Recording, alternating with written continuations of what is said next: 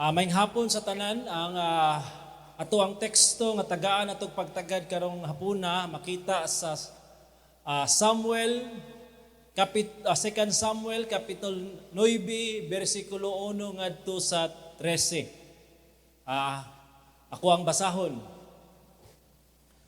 Unya si David miingon, aduna pabay nahibilin sa balay ni Saul aron ako makapakita kaniya og kaluoy tungod og alang kang Jonathan.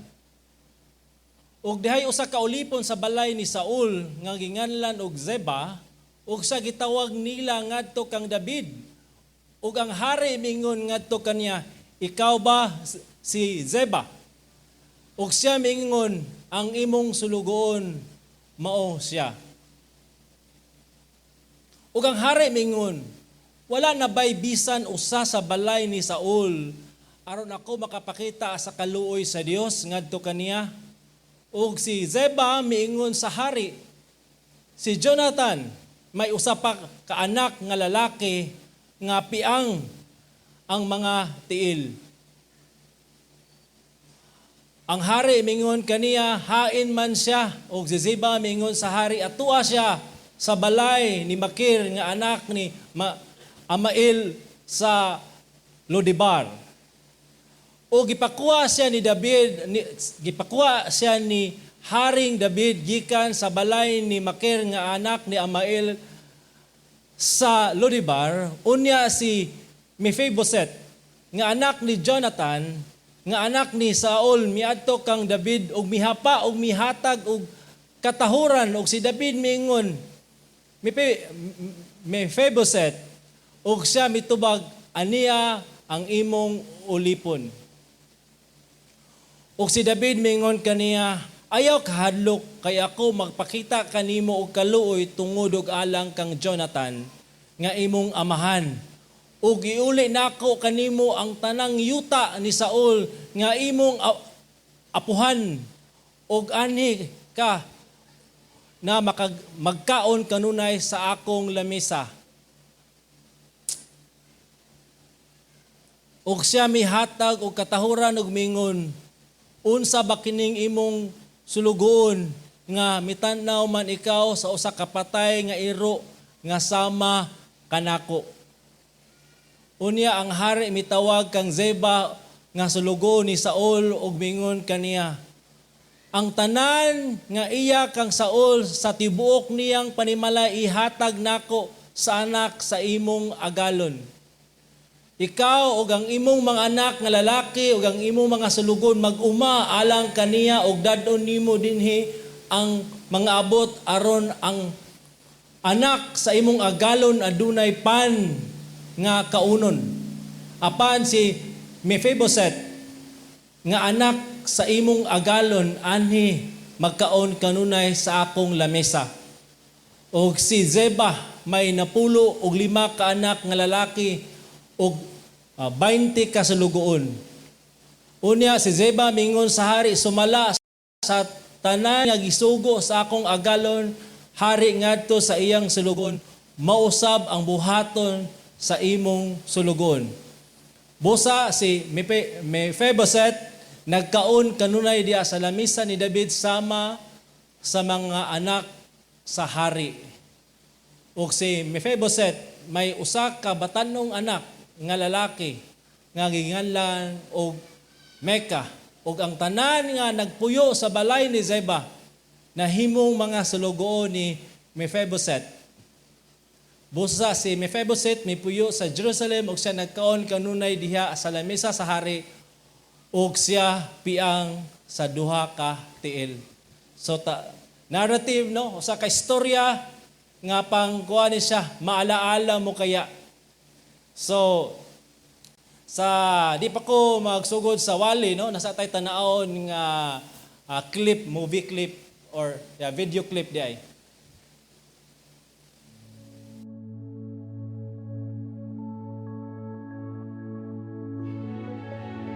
Here's a shot, as you can see, at the top of that shaft as everyone peering intently down that hole that they dug parallel to the 8-inch water well shaft.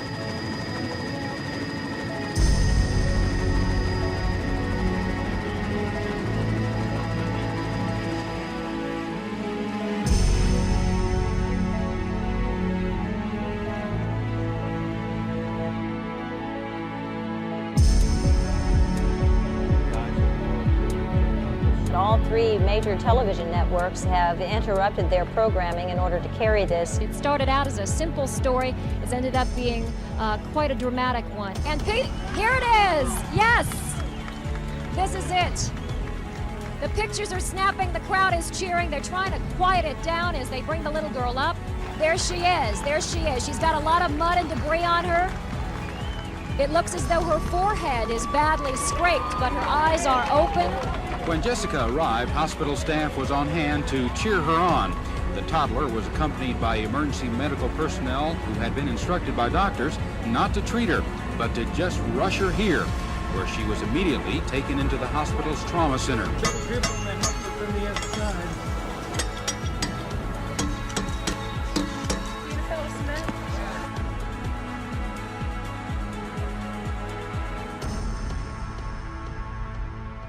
So ang inyong nakita nga kaning video clip si Jessica niadtong kuan pa siya no 18-month-old nga baby bago pa siya nagtunog lakaw ang iyang mama ni bisita siya iyang parente unya na nitawag siyang mama yang gibantayan si Jessica atong nga time nitawag ug nya medyo na lihis lugar ang pananaw sa iyang inahan ug si Jessica nagbakay-baklay ug nahulog sa usa ka atabay nga lalom gyud dito sa nga atabay ug ang kalaparon sa bangag 18 inches no ang kang diameter gamay kaayo gyud dili masudlan og kanang adult nga tao.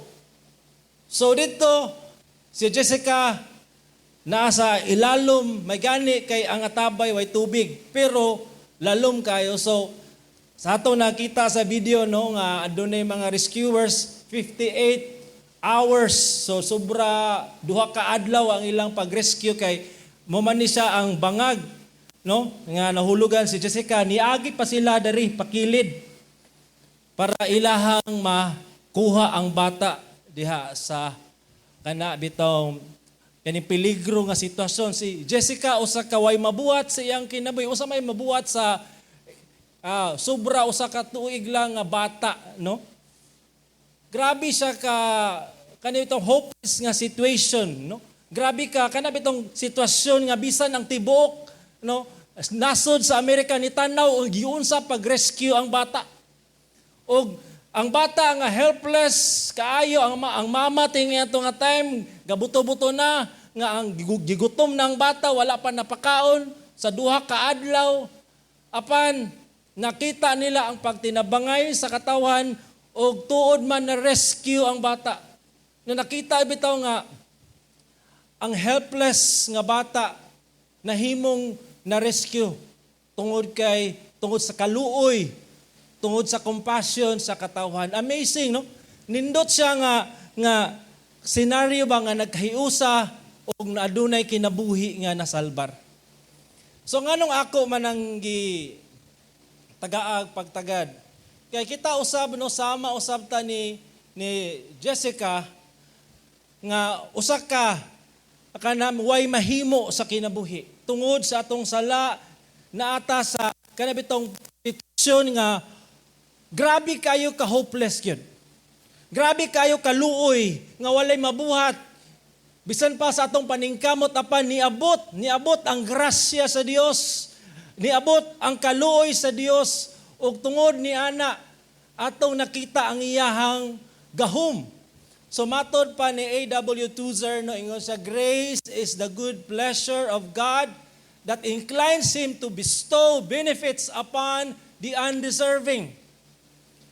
It is used to us sinful man is to save us and make us sit together in the heavenly places to demonstrate to the ages the exceeding riches of God's kindness to us in Christ.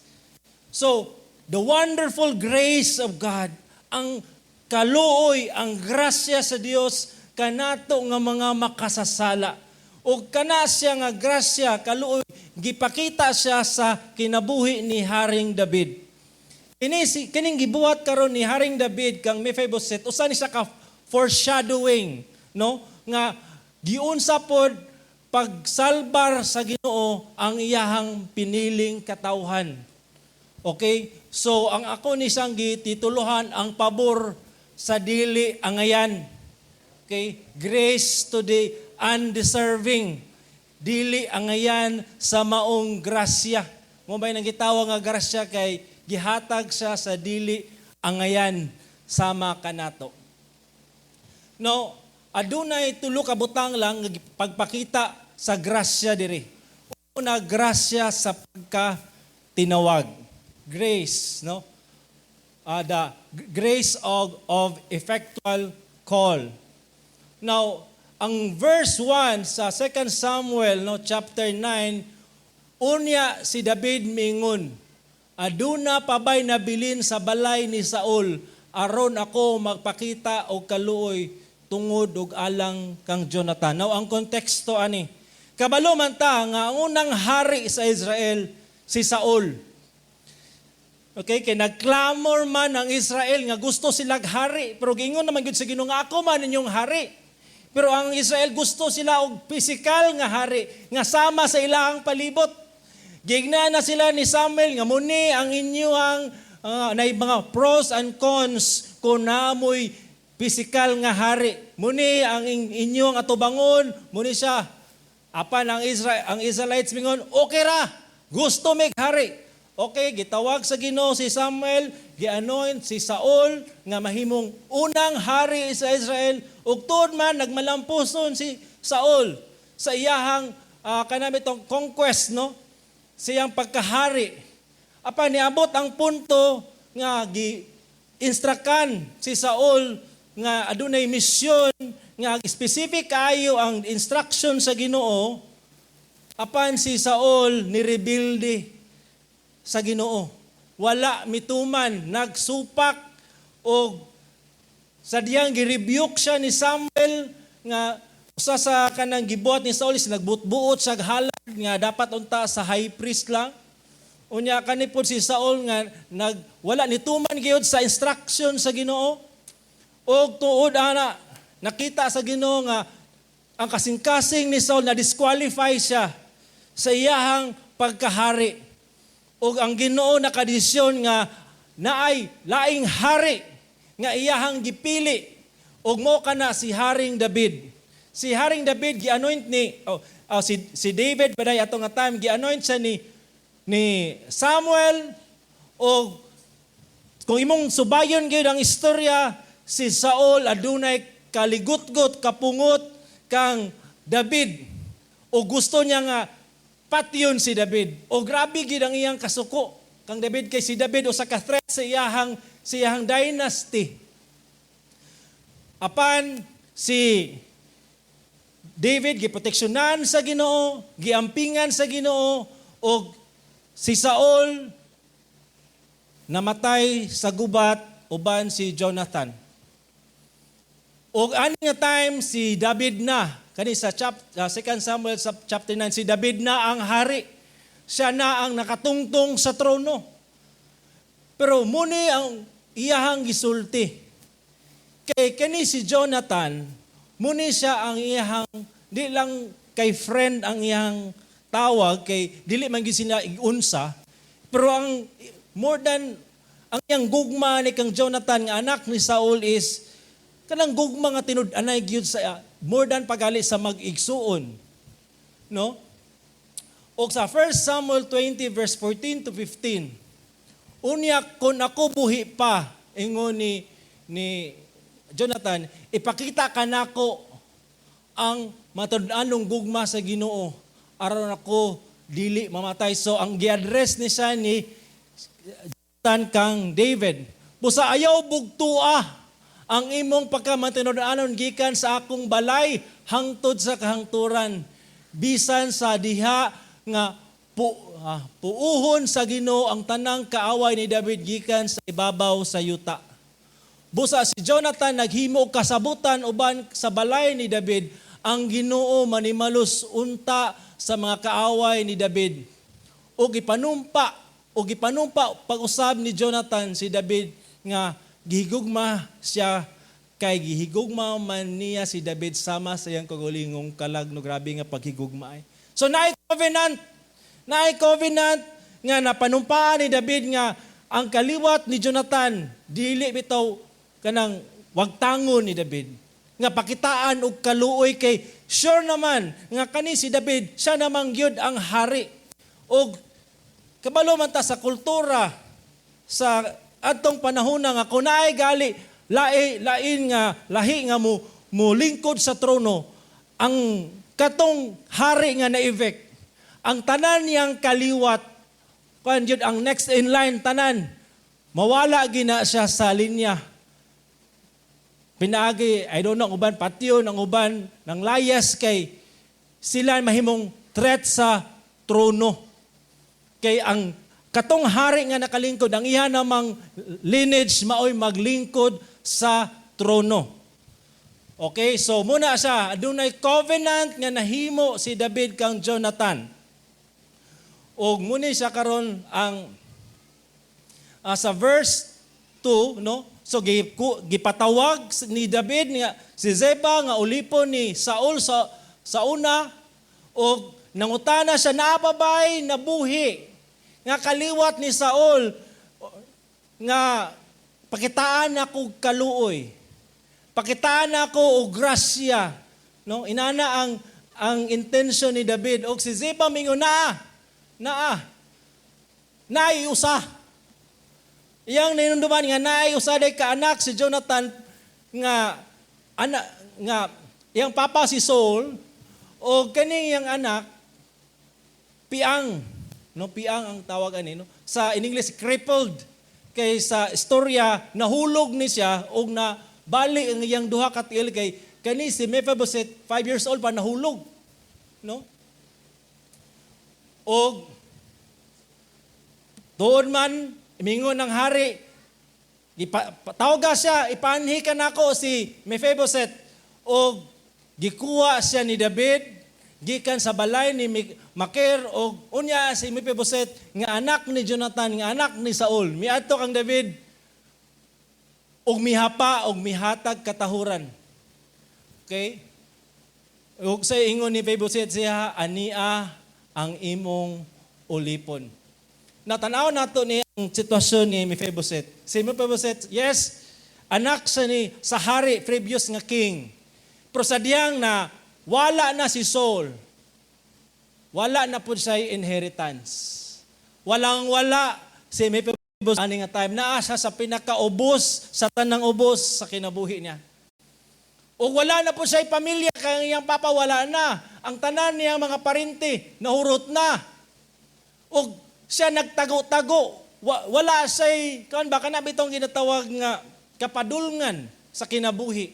Ang iya lang ani, basta lang mo survive, basta lang makaraos, pwede na. Kay naa siya sa pinakaubos nga sitwasyon sa iyahang kinabuhi. No inheritance, no family. May bahalag, no, uban ka na to, kanang itawag na iban, natay pamilya pero way inheritance, no? At least naay family. At least naay inheritance masin gamay. Pero kani si Mephibosheth walang-wala og aside pag yun ana, bali pag yun sa yang tiil. Di sa kapangita og trabaho. Luoy kay siya. Gasalig lang siya nga naay nag-alaga siya, naay magpakaon siya kay kung biyaan pud siya sa mga nag-alaga niya, wala gyud. No pinaka luoy baya nga tao bitaw sa Israel sa unang iskanig yung mga ilo. Kanang orphan. Way ginikanan, way muatiman. Luuyag yun po ni Mephibosheth. No? Pero kung imong tanaw ang sitwasyon ni Mephibosheth og atua, dili naman layo. I don't know. Ako'y tingali, basig nakakasap. Mayo imong malawas, kaon ka, sa kadlaw, ikatulo, makapalit ka si mong gusto. Pero spiritually speaking, sa tinod lang, ang sitwasyon ni Mephibosheth o kita, parihara. Kaniadto sa wala pa ta diha kang Hesus, sama ka Mephibosheth kita gatago-tago, no? Diha sa Ginoo, kita walang-wala, weak ta, o mahadlok ta, sa Ginoo sa iyang silot tungod kay kita guilty sa sala. O tungod po sa sala kita na separate no sa Ginoo sa kay tungod sa binuhatan sa atong first parents si Adan ug si Eva kay si Mephibosheth na himong kaaway ni David technically tungod man sa binuhatan po ni Saul, no? Inana ang atong sitwasyon, we are like Mephibosheth nga hopeless, walang wala.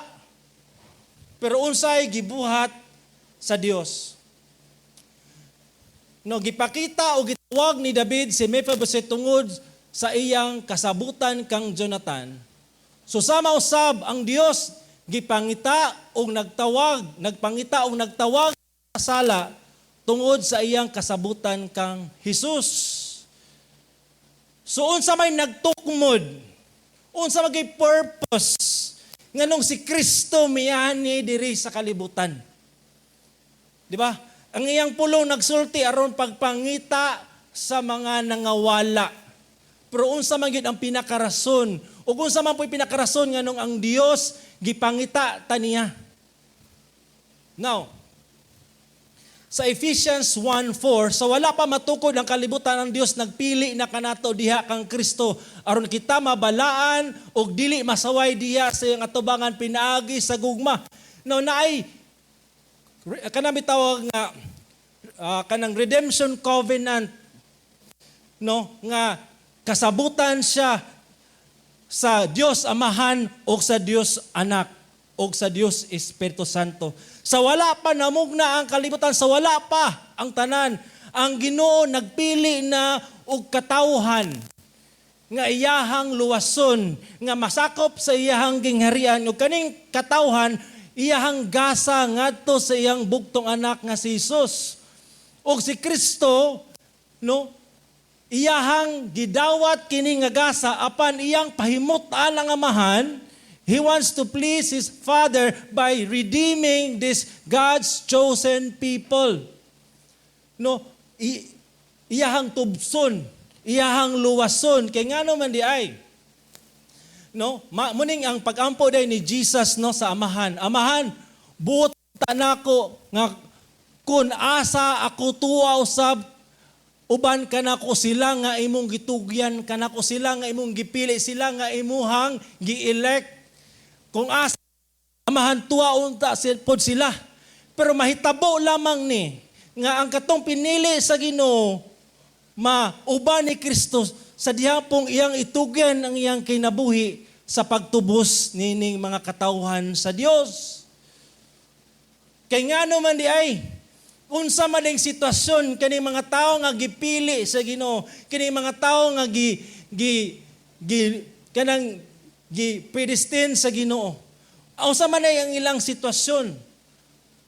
Ingon sa pulong sa Ginoo sa Roma 3:10 pingon sa 12, walay matarong bisan usa, walay usa nga nakasabot, walay bisan unsa nangita sa Dios, ang tanan mitipas og nangasayop silang tanan, walay nagbuhat og maayo.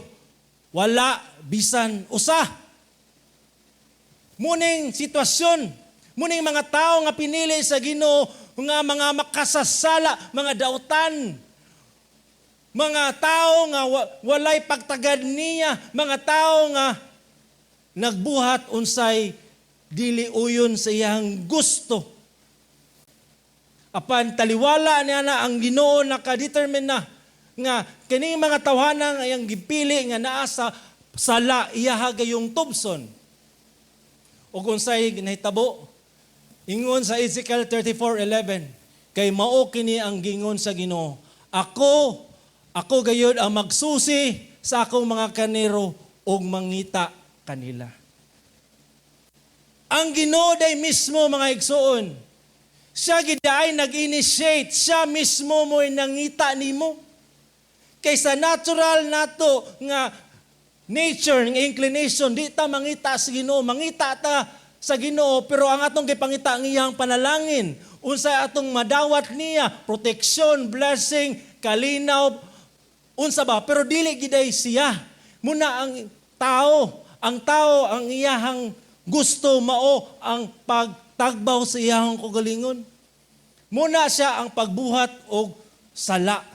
Apan ang Ginoo tungod kay nahigugma siya.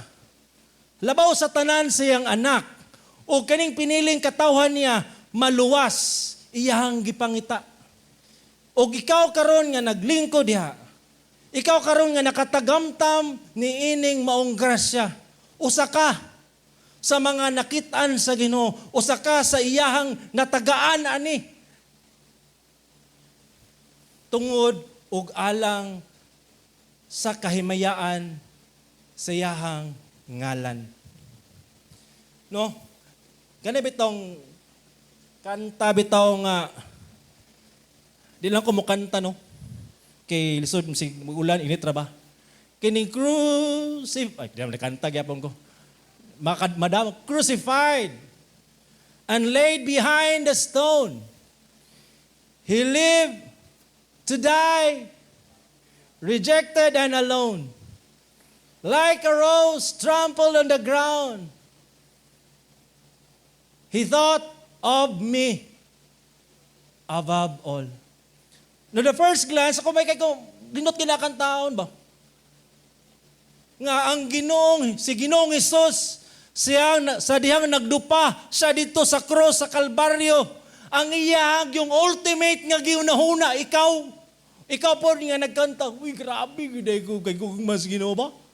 Kay siya, giday kong giunahuna, ang iyahang universe, sa kuha nakatutok. Pag-sure.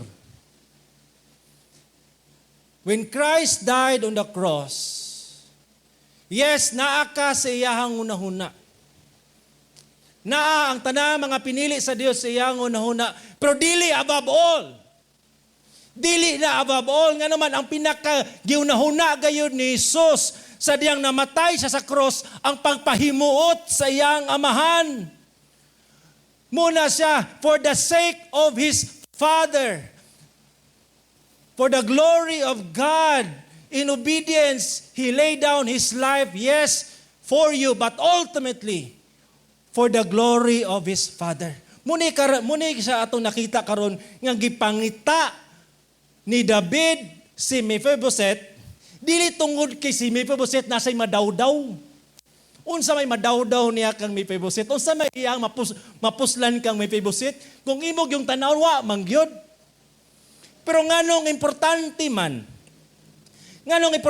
man ni David si Mephibosheth, tungod og alang kay anak siya sa iyahang gihigugma nga mao si Jonathan. Ug mo po na siya atong unahunaon. Mo po na sa ibutang sa atong unahuna nga gipangita kas Ginoo. Giluwas kaniya. Yes, gihigugma kaniya. Pero ultimately, gihigugma gid niya si Jesus. Ug ikaw, iyahang gipili aron maanaa kang Jesus. Gisure niya ang imuhang salvation because for the sake of Christ. Muna siya ang nakabutang, no, muna ang grasya. Muna ang grasya sa Dios nga gipakita sa mga undeserving. No, sultian diya karon. Pangita daw grason. Pangita ko sa karason. Nganong higugmaon kas Ginoo. Nganong angayan ka sa iyang gugma, pangita daw grason be. Unsa man imong malista atubangan sa Ginoo nga angayan kanyang higugmaon. Lord, siyempre Lord, ministry Lord. Dabi ba pagantos na ako sa mga bata. Lord, di ba ni po ako mga paghatag, Lord? Kung imog yung tanawam ito, wala mangyoy. Bisan unsa na itong mabuhat, walay naa ka na ito nga angayan sa iyahang gugma. Daghan no rason nga ang Ginoo ang taniyang silutan. Pangitag rason gali nga, ang angayan ka sa judgment sa Ginoo. Daghan gyud kayo. Di may hap. Apan ka ng rason nga iyakang higugmaon, di yun, purag lisod kayo. Pero ang usahin giday ka rason, nga nung higugma ka sa Ginoo, for the sake of His Son, Jesus Christ, because you are chosen before the foundation of the world to be in Christ for the sake of Christ. And I hope muabot na siya sa tuang alimpatakan o kani bitong pride. Kani bitong muabot bitaw kani bitong sala nga mura bitong mubukad ang atong tayo nga ganahan at nga kani bitong pagdaig sa mga tao.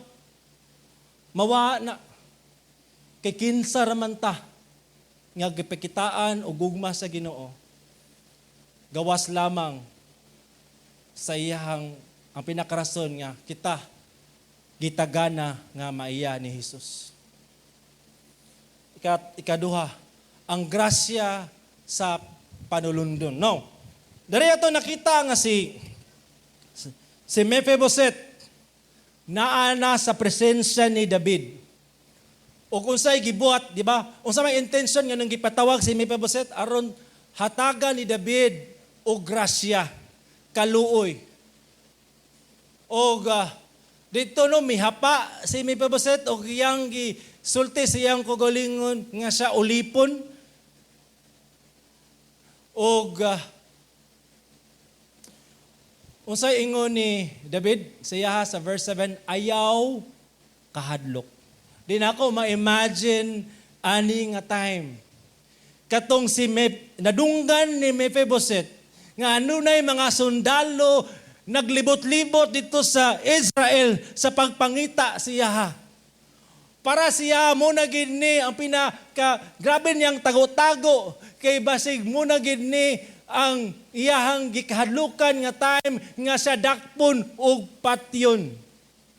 Kay mo man na ang standard procedure nga wa na di po sa kadagan usaon niya pag disguise nga pila raman po dito sa Israel nga crippled. Nahadlok siya basig ang isulti ni David mga sundalo apan gi-comfort siya ni David. Ayaw kahadlok Mephibosheth. Ay kahadlok, chill lang Mephibosheth. Ayaw siguro, ay kataranta. Pero dili mo makuan sa Mephibosheth. Grabe, gini kahadlok ka nga time. Kaya ako magpakita kanimo kaluoy. Ay, salamat. Thank you, Lord. Kaluoy man ay ang pakitaan ni David. Tungod, Mephibosheth, paminaw baya. Magpakita ko nimo kaluoy Mephibosheth. Dili tungod kay angayan ka Mephibosheth. Dili tungod kay unsay imong nahimo. Dili tungod kay nakoy madawdaw nimo. Dili tungod kay unsay imong kaliwa. Unsa imong nabuhat. Mephibosheth, magpakita ko kaluoy nimo tungod kay anakang Jonathan. Nga akong gihigugma. Og Mephibosheth paminaw. Og iuli nako kanimo ang tanang yuta ni Saul. Muni siya ang iyahang dapat nga unta inheritance nga katong apo pa siya katong buhi pa si Saul isip usa ka apo ni Saul nasa inheritance. Muni ang dapat niyang maangkon. So gisaaran siya karon ni David nga maangkon niya ang tanang yuta ni Saul. Ang imong apuhan og ani ka mukaon kanunay sa akong lamisa. Now, kani bitaw mukaon sa lamisa. Muna siya ang highest form of kana bitong intimacy and fellowship gud ba? No, sa usa ka kana bitong nagay relationship. Kay naa kanato kasagara magkaon sa gawas, dari simbahan pero pipila lamang katao ang nakakaon sa imuhang lamisa. Nakalingkod diha gyud.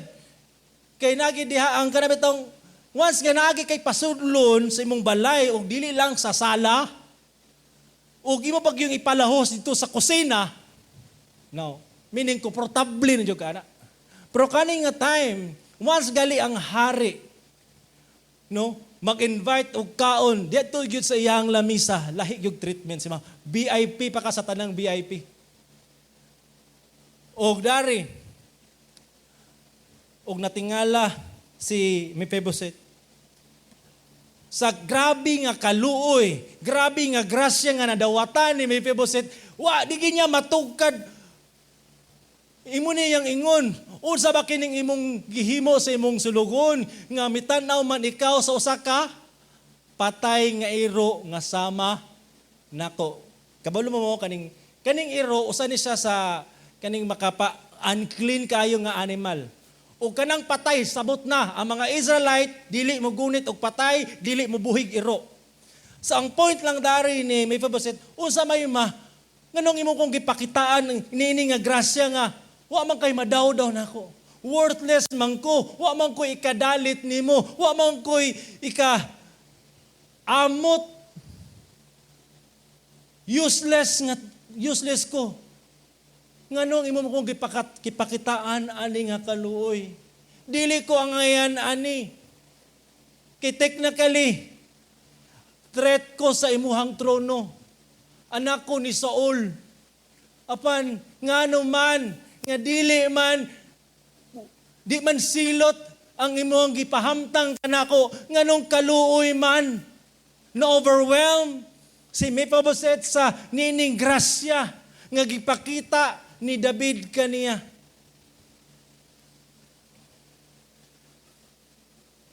O sa verse 9, ang tanan nga iya kang Saul o sa tibok niyang panamili gihatag nako sa imong agalon. Munang giingon, gitugon ni David kang Zeba.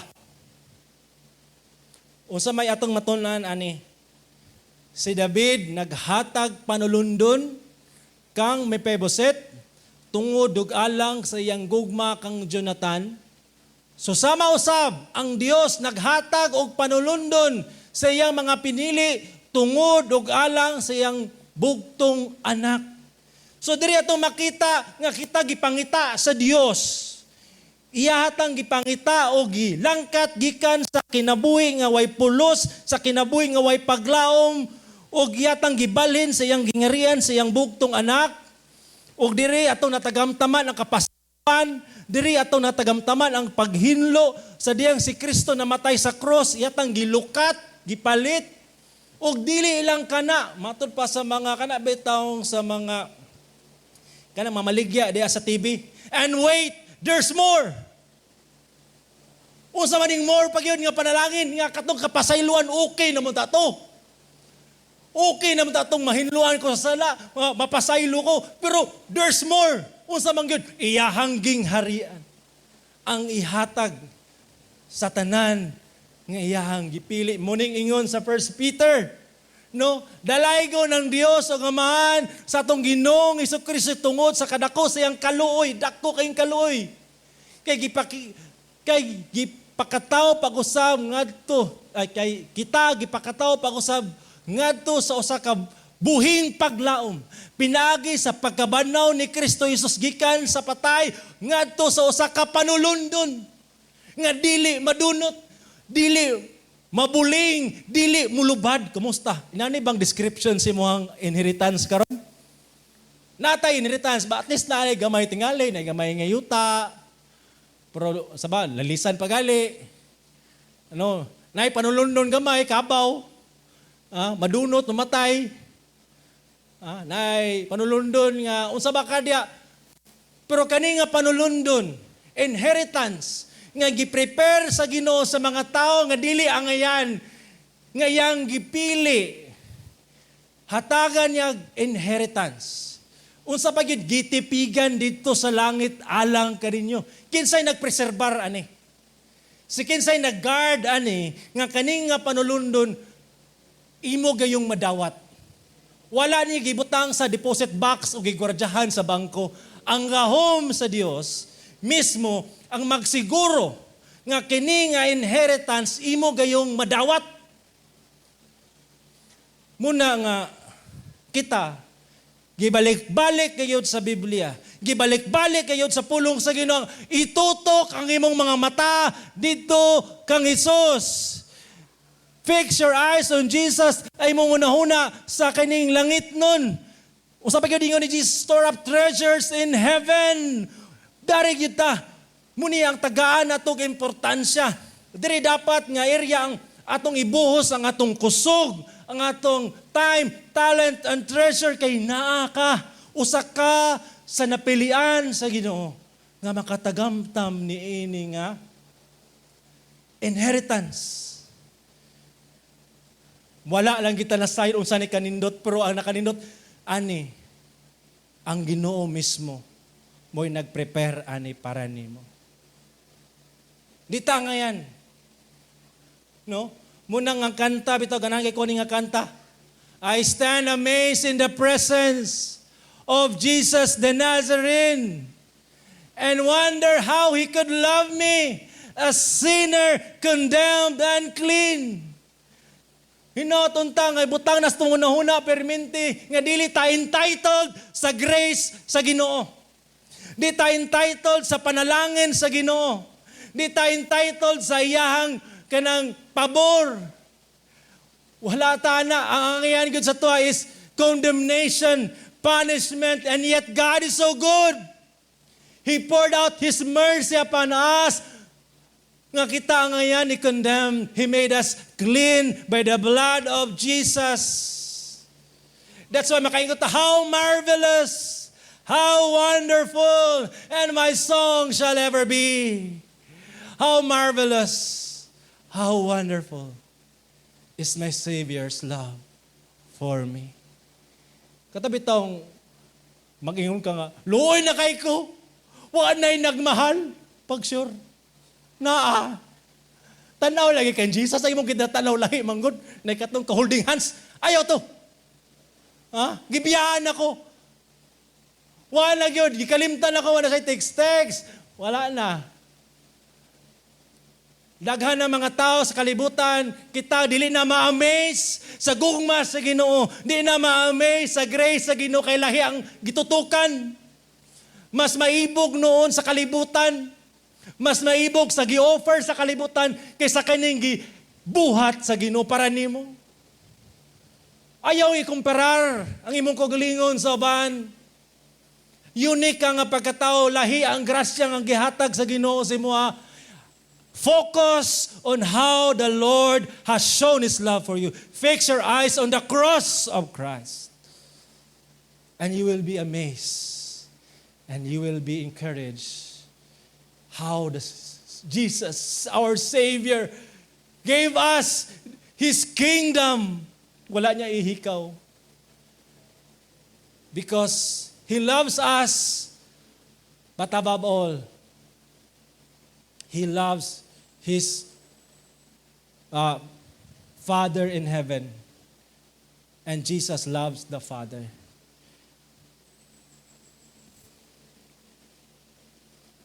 So muna siya. O kung advertisement na yun, ma-amaze na ta, wow, na inheritance, and wait, there's more. Grabe nga grasya pag yun eh. Grasya sa pagkasinagop. Giada pag yun. Na mayo ba nung kitagag inheritance, pero dili part sa family, diara ka, dapit. Ay, duol na ako. Pero kani, grabe ni nga grasya ni. Overwhelming nga grace. Ingon pag yun darino, na-amaze na gali si Mephibosheth kay gitagaan sa inheritance. I mean, gitagaan, wala niya haguwi ha. Gihatag ni. Muni ang, di ba, picture sa kaluwasan, grace, gihatag sa Diyos, ma-receive through faith in Christ. And wait, there's more. Apan, matod pag yun ni Haring David, ikaw, ang imong mga anak na lalaki, muning gingon niya kang Ziba, mga sulugon, mag-uma, alang kaniya, alang kang Mephibosheth, og dadon nimo dinhi ang mga abot, aron ang mga anak sa imong agalon, adunay, pan nga makaon. Apan, si Mephibosheth, ang anak sa imong agalon, remember this, Ziba, magkaon kanunay sa akong lamisa. Kung panahon sa paniudto tao gagayod si Mephibosheth, kay magkaon sa uban ako. Panihapon, pamahaw, isnak, sa lamisan ako siya magkaon. Ayaw sa pakalas kantin. Ayaw dito. Ayaw dito sa kwan, lamisa gyud. Muna, no? Ang, kabi nga, pag-establish o kwan ba, the initiator, the grace, no? Oh God. Nga sa mga tao nga sama ka nato nga parehas kang Mephibosheth. Later on, Naay communion nga may tabo, no? Naay pan ug kupa. Kabalo ka unsay picture ana? Muni kinsa ra may makakaon sa pan, kinsa ra may makainom sa kupa. Katong luwas sa Dios, katong gitagaan og inheritance o katong gitagaan og privilege nga mahimo niyang sinagop siyang pamilya. That's why, no, and this kaning communion is a picture of the future. Yeah, there's a feast, there's a wedding, and we'll be fellowshipping with each other forevermore. Og naa dadto si Jesus uban nato. And we will be dining with Him, tanan nga mga anak sa Dios, in His table. Muning picture of heaven actually.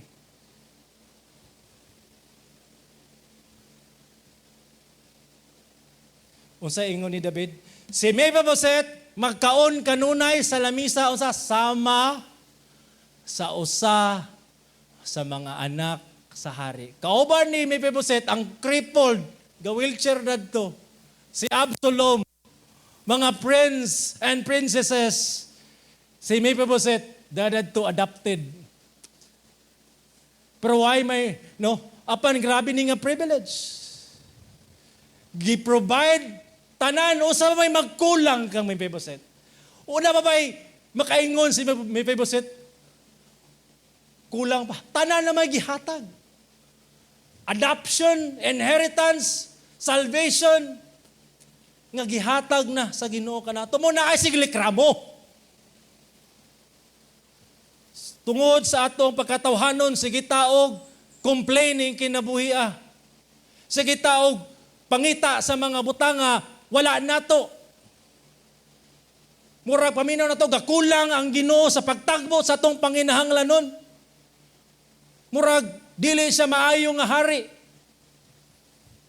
Klaro sa kanta kanina, His grace is sufficient for us. We are His children, nabay amahan, nga pasagda ng iyang mga anak. Gitagaan at inheritance, giada pata sa iyang family, and we enjoy His presence, dili tanan gitagaan, anak. That's why Christ, according to Paul, come to the throne of grace, and you will find mercy and grace in time of need. Everything you need is found in Christ. He is your supreme delight. He can satisfy you. You are complete already. You belong to Him when you put your trust in Christ.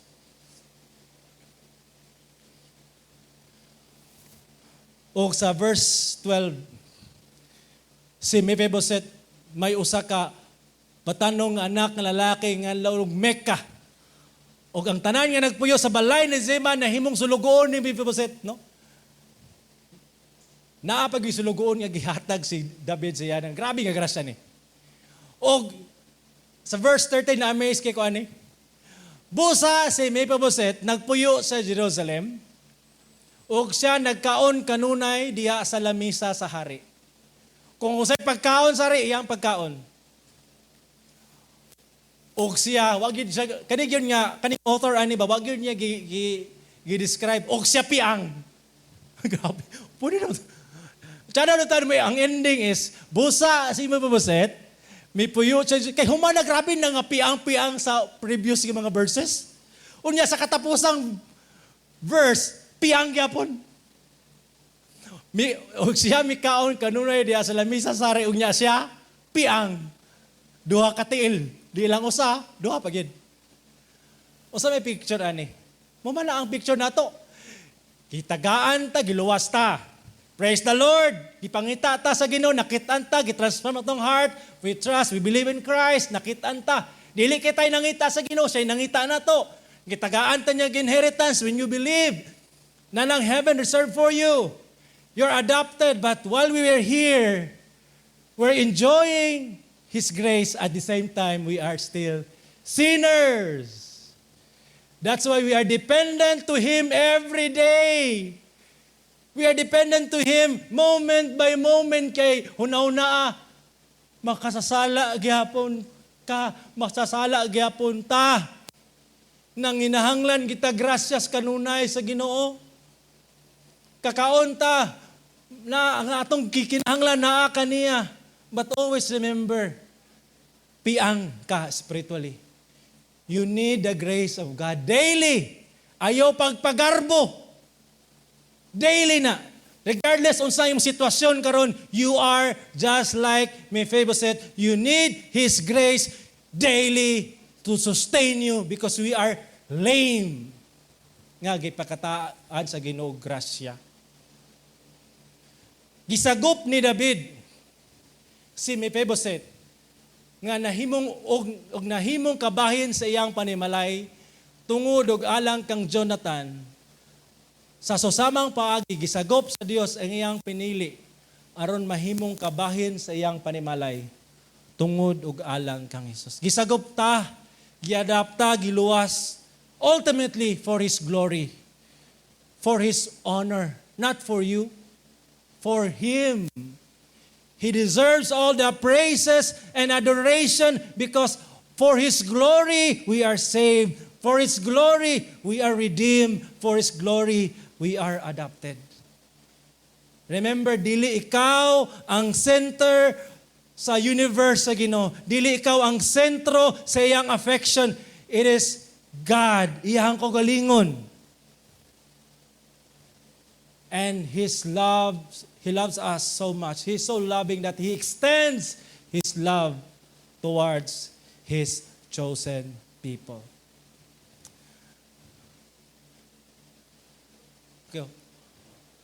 Atong sabdan no sa Ephesians 1:5 and 6, siya nagbuot ng daan nga kita mahimo niya mga anak nga pinagi kay Kristo sumala sa iyang tuyo kabuton aron daygon ang iyang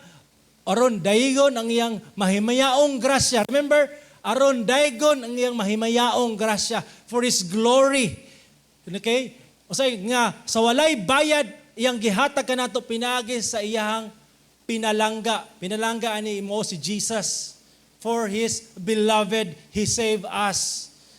And in 1 John 3:1, bisan si John, Apostle John, nga rub shoulders with Jesus. Tanawan ninyo, unsang gugmaha kini, nga gihatag kanato samahan, nga kita tawgon nga mga anak sa Dios. Kahibulungan ang agugma. Nga ang Ginoo, hari sa tanang hari, created the universe, became flesh and dwelt among us, died on the cross, and those who will believe will be adopted in His kingdom. What an amazing love God has for us. O kita mao ang hinungdan ngano nga ang kalibutan wala makaila kanato. Mao nga kini wala makaila kaniya. I want you to remember this. Tungod og alang sa Dios ang soberano, tungod og alang kang Hesus, ang Dios soberanong nagpili kanato aron mahimong iyang mga anak og makapanunod sa iyang kingharian. Before ko mag-close sa tatanawon no last video clip and I will end this. You're looking good, kid. Looking good, kid. Looking good, kid. We're buds. We spend a lot of time together. The good thing about my schedule is that I don't have to be downtown every day. Hey, Daddy. Hey, Dad, mommy too. love you too. Dad's happy. I am ecstatic. I'm his dad, obviously. I'm his buddy. We just like to do stuff together. Sorry, Daddy. For what? I love you so much. I love you so much. You are a whack job. I'm on You are. March 26, 2014. Ernie's in the studio until 3 a.m. A few hours later, he's up. The car show's gonna be cool. The car show is going to be cool. Today is a big day. Michael lives for the car show every year. He loves it. He is so obsessed with cars, and he'll get that high-pitched "Daddy" as soon as the first car show commercial comes on. That's Christmas, Disneyland, all rolled up in one. On hook for 2 seconds, okay? Ready? 1, 2, 3.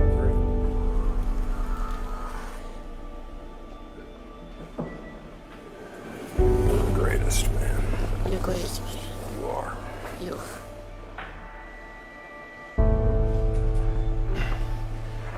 All right. It's just guys hanging out today, right? Okay, I hear you. Yeah, you and me. Daddy, Michael. It says this way to the auto show. He is perfectly and wonderfully made. Toyota. Toyota? Yeah, Toyota. Yes. Toyota's right there. Oh, There we that's go. ours. Look at that. Yes. Yes. That one smells real new. That smell well new. Look.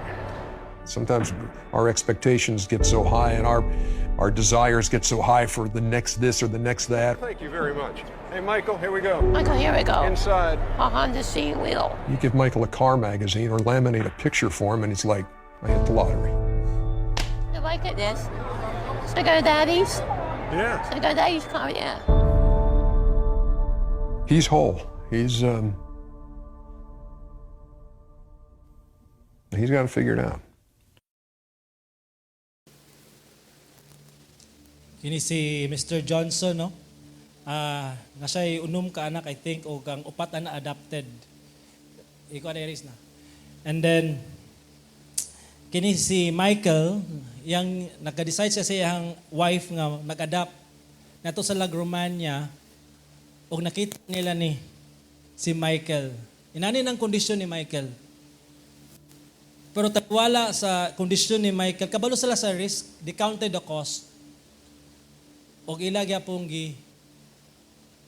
adapt o wala gyud nakita nato no nga ang amahan nagmahay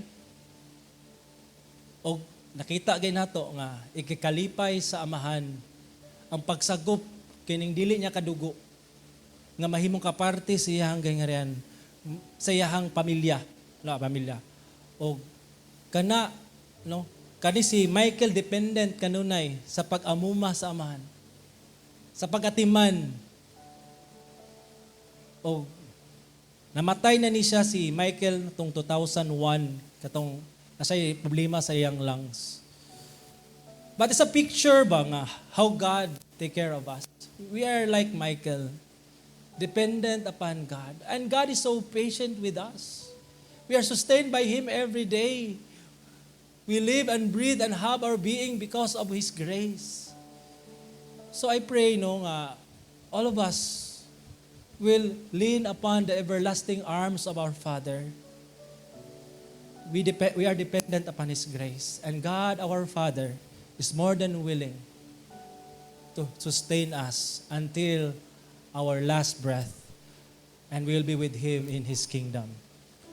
By His grace and mercy, let us pray. Lord, we thank you so much for your word this afternoon. Indeed, you are so gracious to us, and we commit to you our lives for your glory and honor. In Jesus' name, amen.